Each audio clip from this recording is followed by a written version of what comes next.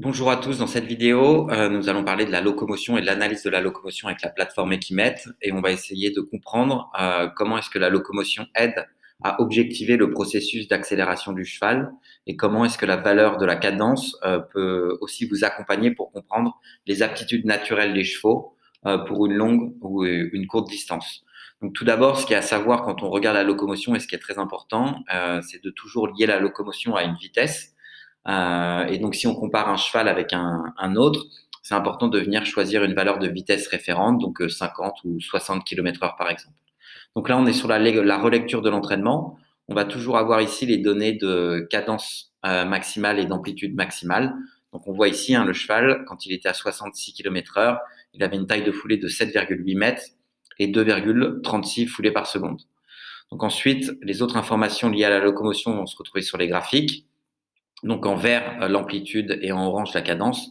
Donc ce qui va être vraiment intéressant ici, c'est qu'on voit que pendant tout l'exercice et pendant toute l'accélération du cheval, il va augmenter à la fois et son amplitude et sa cadence. Donc ce qui veut dire que d'un point de vue mécanique, il n'est jamais venu plafonner dans son effort. Il avait potentiellement la possibilité d'aller encore plus vite et de continuer. On n'a aucun des deux indicateurs qui a plafonné.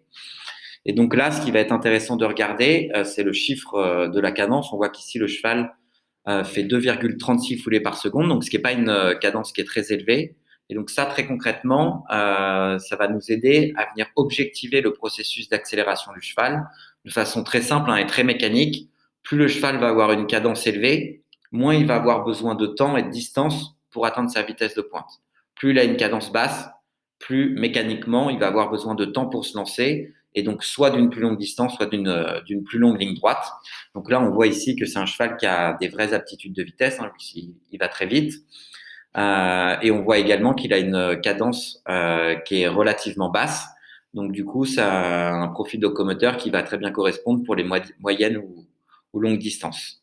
On va également retrouver la suite des données de locomotion ici sur le tableau des temps intermédiaires où vous allez pouvoir suivre l'évolution des données moyennes tous les 200 mètres et de voir exactement à quel moment dans son travail le cheval décroche sur sa cadence et donc amorce la décélération.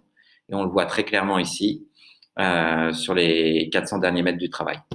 Voilà, j'espère que c'était clair et on essaiera de regarder tout d'autres paramètres un peu du même style dans une prochaine vidéo. Merci beaucoup, au revoir.